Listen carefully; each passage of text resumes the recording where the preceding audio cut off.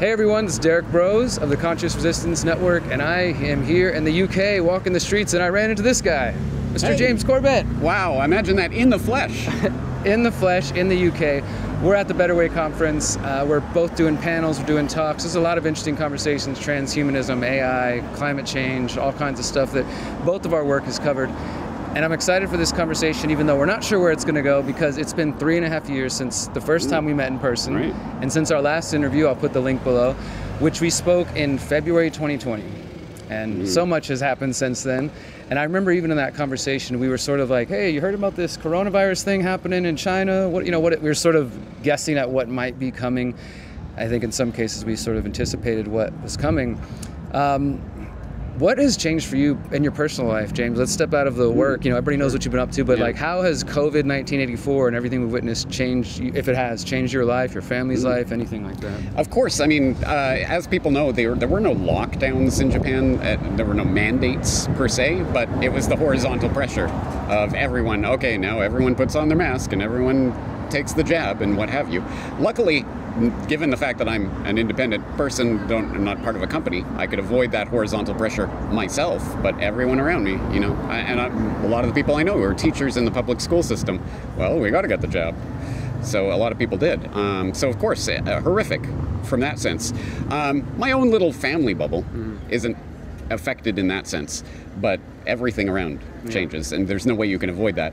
One of the things that I think I was most surprised by, not in Japan, I kind of would expect Japanese people would conform so easily, but around the world, the mass conformity at a flick of a switch was crazy.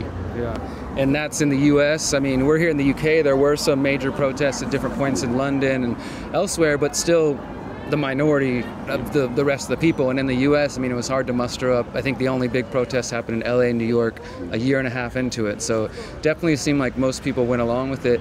One other question on that, like from the personal perspective, I'm curious, does your family, your wife, obviously she's aware of what you do for a living, but was she like, you were right again? I mean, is she like aware of the prescience of your work? Not really. She really doesn't follow what I do, which is always surprising to people. For me, it's wonderful to be able to literally, like, really detach. When I turn the computer off, it's off, and I don't have to talk about this stuff.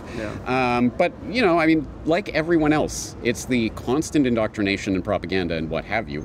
And like everyone else, with members of my family or friends, I have to negotiate each relationship in terms of, well, okay, this is what I believe, this is where I stand, I'm non-negotiable on this, where are you?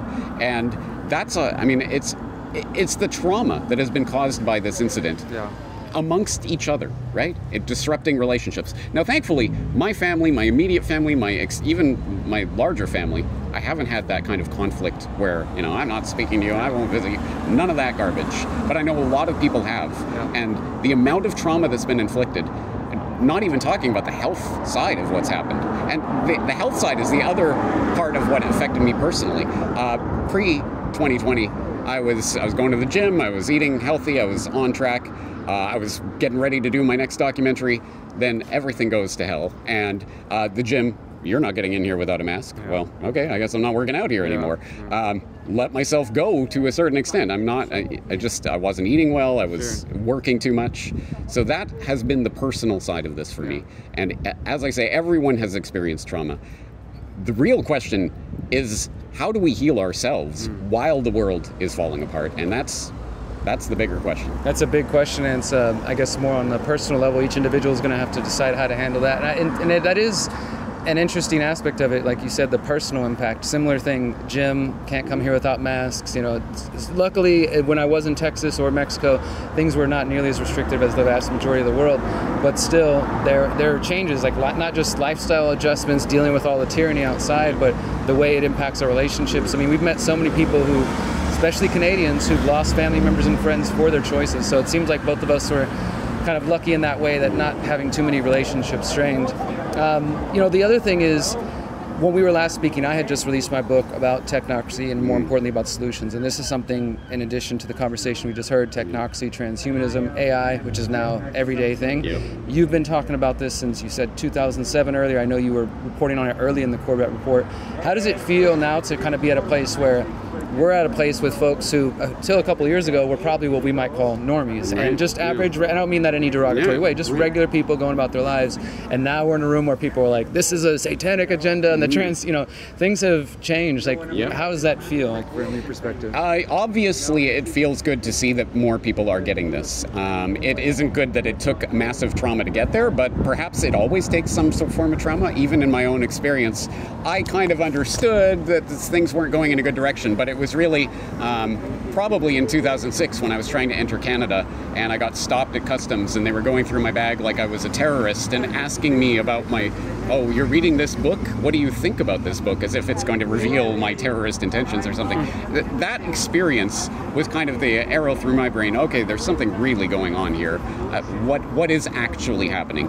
And I think it takes that kind of trauma to move people to the state where they start wondering what's happening and how they can heal from it. So in a sense, I don't want to say it's a good thing, but at any rate, people are switching on to this. And yes, I want to reiterate what you said. When I do say normie a lot, and yes, it certainly has that derisive connotation, but I don't want to fall into the trap of making fun of people who are crippled because someone has come up with a baseball bat and beaten their legs or something. No, obviously, I don't want to blame the victims here of this intergenerational, parasitic, elitist class preying on people. I want to empower humans to understand that they are above that parasitic class. They are actually more capable. So yes, language like that can be divisive. I use it myself. Maybe we need to come up with better terminology. Yeah, that is interesting. You mentioned language, and I was just following a conversation on Twitter that was something along the line. It was getting into the pure blood and vaxxed and just language again.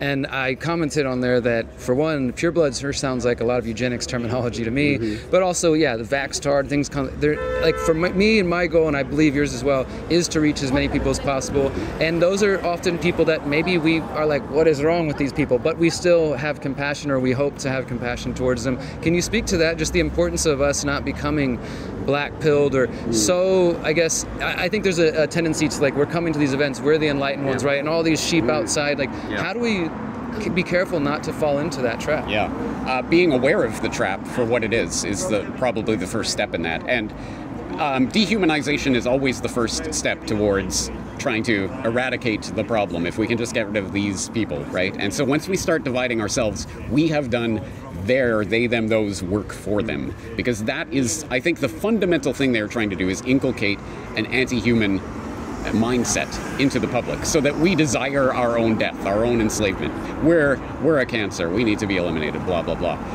Once we take that on board in any sense and start dividing ourselves, they win. So our win is in compassion. It is in coming together. It is in love. Absolutely. Let's get into some fun topics, some controversial ones. The transgender topic is something you've covered to different extents, and you did questions for Corbett. I think somebody asked about it, but you've done other work linking the transgender to the transhumanism movement, which I think more and more people are becoming aware of. And I don't think it's the same as in Japan as it is in North America. It's in the U.S. mainly. It hasn't creeped into Mexico. But this conversation, like many topics I see, is just so divisive, and obviously it's a very charged topic.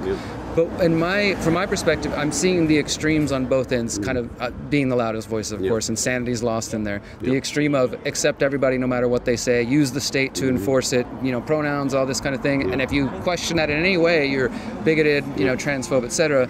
To the other extent of let's ban the books, let's get the state to control what can be taught in colleges, and maybe even some folks who have anti-LGBT feelings, who are maybe just generally against that. And then I feel like lost in the middle of that are, of course, the children and the people who are being targeted.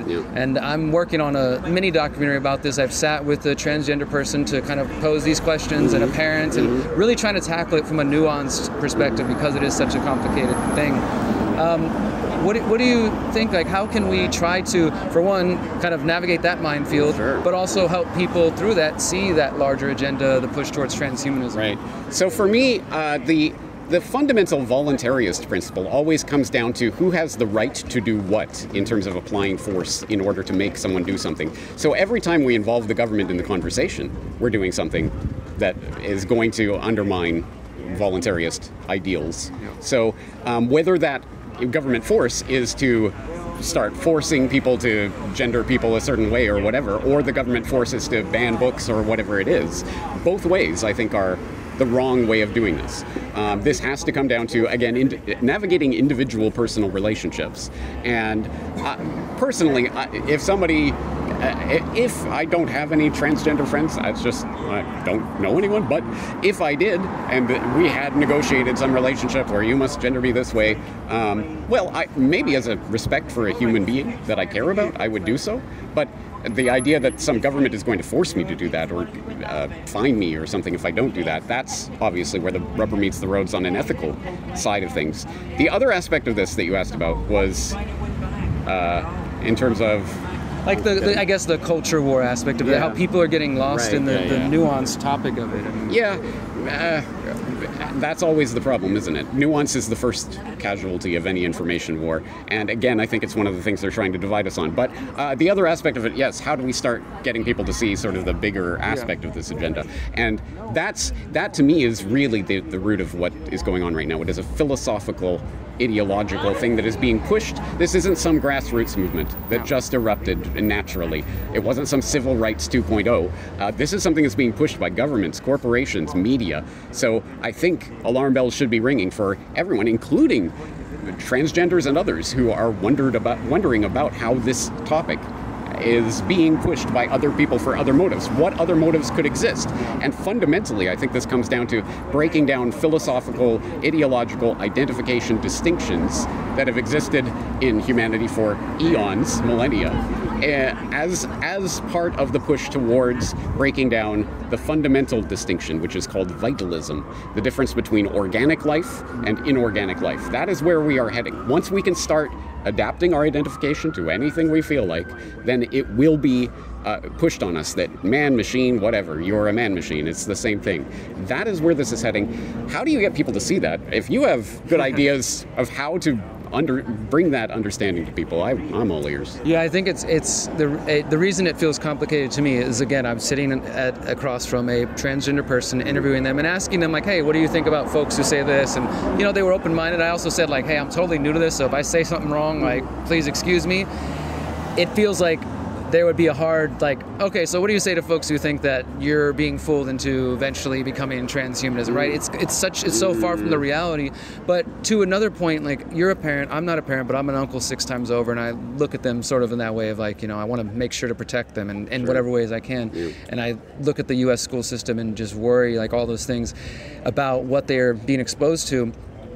It seems like the state, and this, as volunteers, we know this, the state wants to get in between the relationship between parents and families. Like, they want to try to control the minds. And we're seeing that even more now. So with really scary things of gonna give you information, we won't tell your parents, we'll call you this thing, we'll give you access to this. Like, it's gotten to a very dangerous point, right? And so there are some people, even volunteerists I'm now seeing, who are saying, this is a different thing, you know, like, and I think Samuel Konkin warned about this, that, like, when you stray from libertarian means to ends, like, you're going to get somewhere different. You might think, oh, this is extreme, though, so we need to take a non-libertarian stance and say the state should do something. Anything to that? I mean, we kind of touched on that, but just what do you think about that? Like, that the situation gets so extreme, our principles must be sacrificed. Right. Yes, no, it's a good point, because principles are either principles that we actually truly believe, and we believe them not just because we like that idea, but because we know them to be actually true and to reflect something real about the world. Once we start compromising on that, we are compromising on reality and on truth. If we truly, really, from the bottom of our hearts, believe that it is actual human interaction, voluntary interaction, that is the basis for real society, once we start compromising on that, then we are moving away from reality. So we cannot start compromising on our core fundamental principles. Now, it is a question, what are my core fundamental principles? Where do I actually draw lines? That's why the first thing I think people really need to start doing is drawing out, really, even physically writing it in a journal or whatever, to get it out to, where are my lines? What are my lines in the sand? What do I really believe? And once you write them down and articulate them and interrogate them, maybe I don't believe that. But once you have that down, then it's a question of, well, I don't compromise on these no matter what situation arises. Absolutely. And I can speak to that as far as, in my mind, a red line had always been if this government starts talking about restricting travel. And when I left the U.S., I'd already planned to move to Mexico and get land. But when the whole nonsense was starting, the toilet paper was disappearing, you had the government and the U.S. starting to check license plates leaving New York to Rhode Island. I was like, okay, that's not a good sign. And then Trump starting talking about we might potentially restrict interstate travel. We packed the vehicle and headed to Mexico the next day because I knew that for me, even if the cage is the size of Texas, it's still a cage.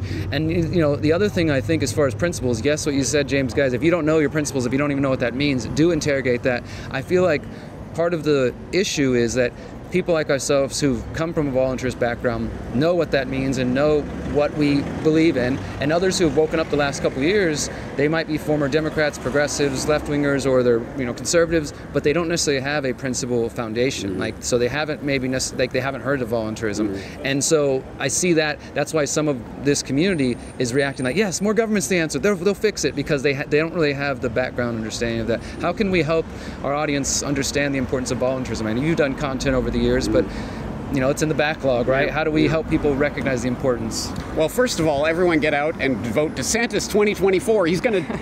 Oh, wait, no. Of course not. That is the brick wall that we're banging our heads against, isn't it? Because for me, personally, it was the 2006 midterm elections in the U.S. where that was when I was starting to go down the rabbit hole and starting to discover something's not right here. And I remember Pelosi and the Democrats took the House.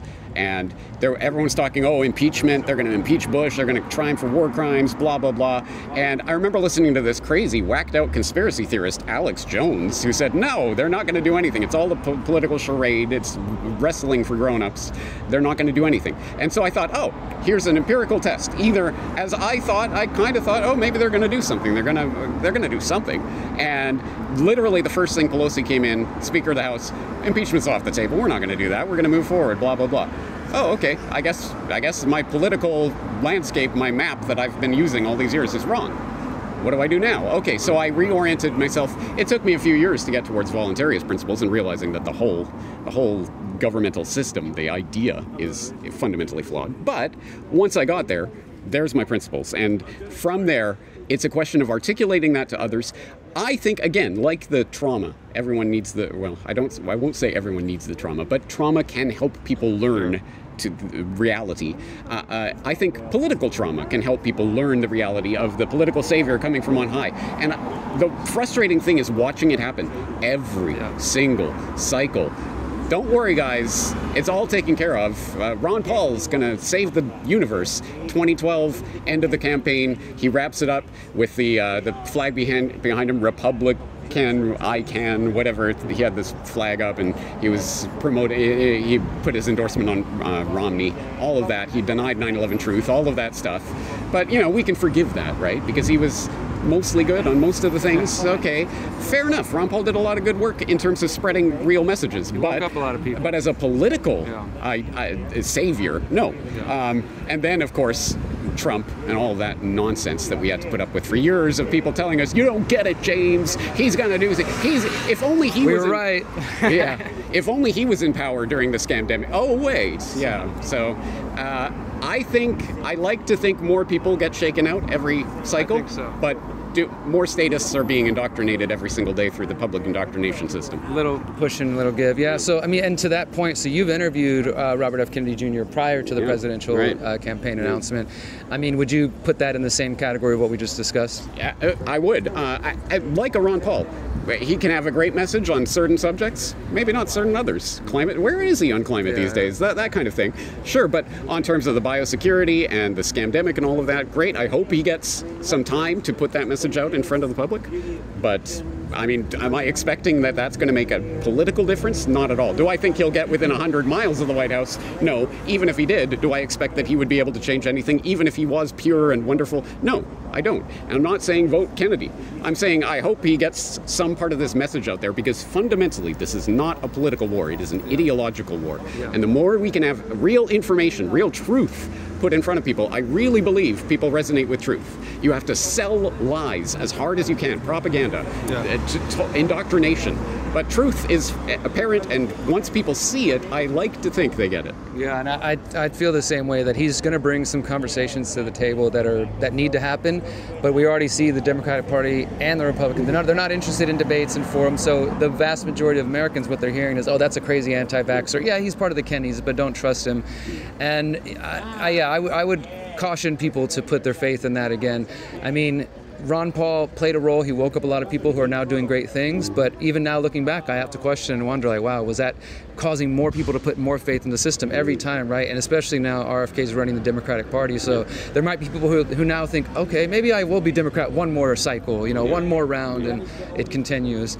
Well, on another topic that I know that the rabid online audience wants to hear your perspective on, the virus question, which I've asked as many people as I can about this, not necessarily because I feel like I have a stake in the matter so much as I don't really know what to make of the topic in terms of putting the evidence and that discussion aside. I want to speak for a moment about like the community around that. And I mean, I know you see it in your comments and on videos and online, like this sort of, there's lists of people like you and I, oh, they won't touch the virus question. It's become this kind of like, you're either with us or against us. Before we get into the actual topic and what you think about it, what do you say to that kind of approach, activists online or in person who are taking that like, oh, because James does good work, but he doesn't say this one thing I say, he must be controlled, et cetera. Yeah, well, let me ask you, in your years of doing this, have you ever seen one of those litmus tests that are actually useful and productive? Because I have talked to people who don't believe 9/11 was an inside job. I have talked to people who believe climate change is the universal threat that we're all facing. I've talked to lots of people that I disagree with on certain things. I agree with on other things. Have you ever seen this kind of thing where it's like, if you believe this, you are excommunicated for all time, you're a shill, I will never listen to anything you do? That's actually useful and productive? No, I've seen it be very destructive. Yeah, and almost as if that's a plan, right? I've talked about Sunstein and cognitive infiltration many, many times, and the point that I keep going back to is Sunstein wins when we start accusing everyone else. You're a shill. You won't say what I believe. You won't say this. You won't do this. Once we start dividing ourselves like that, Sunstein and his type win. Yeah, and I think that's, for those who don't know the references, Cass Sunstein, James has done some great work on that, specifically talking years ago about infiltrating conspiracy theorist groups to cause division. And I don't have the paper or the document that says that that's what the No Virus crowd is a part of. They might be unwittingly participating, but I do think there are some genuine questions they ask. But overall, my problem, and I think this has been not very well received, is to say you are acting like, I use the word rabid because that's the approach that I get. I get emails, angry emails and things, because if you don't say that right thing, you're not doing good work. And can I just underline that? Because I think the Sunstein idea is not to have everyone's on the payroll and everyone who's saying this is somehow controlled or something. No, most of the people are I'm sure, organically, oh yeah, he is a shill, oh I don't believe that, are doing it organically. But I think there is a deeper operation to split people apart, who should not be split apart at the biggest crisis point in human history. I do not say that lightly. We are here in the crisis point of the explosion of the past few years. And suddenly the people who are in this crater with us are going, yeah, you get out of my crater, you're a horrible person. It's ridiculous. So I'll take their side for a moment. I think they would probably offer, because this is what I've heard, well, because the no virus question is the, like solving that will make the whole house of cards crumble. I don't agree with that. I mean, I'll say before you propose is now we've seen climate change as another part of the narrative, and these folks I think are really exclusively focused on it. If we just get the world to see there's no virus or that it hasn't been isolated, which are legitimate questions, then the whole house of cards will crumble. And I think they're missing that these people will use alien invasions, terrorism, communism, climate change, anything. So it's not just, if they don't need the pandemic card, if they they can jump something else. I'll go deeper than that. Because, oh God, I wish there was someone asking me this question who was in that camp so that I could ask them this, but you will stand in and you will answer this question. So, my question for you, all of you and you, is if, let's just say for the sake of argument, if there was something, either a virus or something that comported to that idea of a pathogenic thing that could be spread from person to person, if that existed, would governments have the right to violate your bodily autonomy? I'd say no. I would say no too. Either way. Anyone who says yes to that is not part of the health freedom movement, right? I think so. To me, it's missing the entire point of the past few years, the entire point of the biosecurity state, which is, hey guys, there's this communicable disease thing, therefore we get to violate your bodily autonomy. It is not an answer to that fundamental problem to say, oh, but that communicable pathogen doesn't exist, therefore No, you have to attack the base philosophical issue. So the hypothetical question, because I know there are people who will say no virus, no pathogen exists whatsoever. There are many different iterations of this. Some people who don't even believe in bacterial infections and things. Immune system doesn't exist. And then other people will say, no, we're not saying that. We're saying this. It seems like a Maud and Bailey argument to me. But at any rate, the hypothetical question at base, if it existed, if there are communicable diseases, does that give the government the right to violate your bodily autonomy? I say not only no, I say hell no. Absolutely not. And if you agree with me on that, then we can absolutely talk about the details of how disease works. I tend to feel the same way. If we're on the same page of that, then yes, there are other discussions to be had. Nobody's saying the no virus question should be censored or whatever, but I don't think it's serving the community to have lists of these people are on the... And the other thing is, it's sort of, that us versus them is so black and white that because if you don't interview this person or if you don't ask this question, then you must endorse germ theory and everything else that goes. There's no kind of room for kind of, maybe there's some gray area. Because I think I've heard you say this before, and I've always felt this. Germ theory and terrain theory are not incompatible. Yeah. They go together because, yes, if you have a healthy immune system, that will, and how do you get a healthy immune system? By nutrition, by sunlight, by all of the things that terrain theorists will talk about. Absolutely, you have to have a healthy terrain, and then whatever pathogens are going to do whatever they do are not going to affect you in the same way, right? So that's... Well, one other question on that. Have you happened to come across the work of Christine Massey, the one, she's filed the FOIA request from different governments around the world? I haven't looked at every request. I have a feeling that there could probably be other reasons why they're coming back saying we don't have the, I mean, because if anybody's ever filed open records requests with government, even if you say the exact things you're looking for and you do it perfectly clear, sometimes they can come back and say they don't have stuff they do have, and you file it a different way with different words, and you might get it. So I feel like they're, you know, I don't know, but what have you come across that idea that there's no governments who are, they're claiming they have no responsive documents? I can't speak to Massey in particular and what she's done, but I do know of the idea of this, and all I can say is I put in a FOIA request for the government to tell me that it isolated terrain, and they didn't have anything. Therefore, terrain theory doesn't exist. I don't know what to say. No, this is not. So are we really going to take as our standard what the government says or doesn't say, or they say they don't have anything on this, therefore it doesn't? I don't think that's the right. That backs up my theory now. I don't think that's quite the bottom line smoking gun at any rate. Okay. All right. Well. And let's end then with I think the bigger picture, and you touched on it a moment ago, which is the biosecurity state. And you, as soon as COVID started, you did some great documentaries and podcasts trying to paint that picture for people of where this is really going. And I think it's become more clear. We now have people, again, talking about digital identities and passports and social credit scores when there were really nobody talking about that other than a handful of people 5 years ago, 6 years, one of those people. Now we're at a point where people recognize this stuff's on the horizon. People are concerned about AI, concerned about transhumanism, concerned about the pandemic treaty and what's going to happen and all that stuff. What would you offer to anybody listening are some next steps they could take to prepare? I mean, mentally, physically, spiritually, whatever you want to take it. Yeah, well, again, it would depend on your particular situation and the million variables, but something that Tim Kilkenny said when he was interviewing me on Revelations Radio News last year, he said, the best way we can fight back, if everything they are doing right now is about trying to make you sick, and I think we can all agree on that, all of the isolation, quarantining, masking, all of this stuff makes us sicker, obviously, and is obviously not about public health. Well, what they are trying to make us sick in order to the self-fulfilling prophecy of the scamdemic, you're going to get sick, and then everyone gets sick. Hey, look at that. What we can do to counteract that is to be healthy as much as possible in our own personal. So yes, absolutely, and that was the big kick in the butt for me as I'm sitting there. Yeah, I'm working crazily on all these documentaries and stuff, trying to get this information out and letting my own body go to shit. Oh, can I say that? So yeah, absolutely. Yes, we have to take our responsibility for our own health first and foremost, our family, and then we can start hopefully spreading that out to others by being the change. I know you've heard it before, but that is such an important part of this. Yeah, just leading by example, and I think that just in your personal anecdote of like missing out on the gym, like you said, that is exactly what they wanted. Any potentially good habits you had, whether that's relationships, friends, just social interaction, sunlight, all that stuff, out the window. Get a depleted human being, inject them all that fun stuff.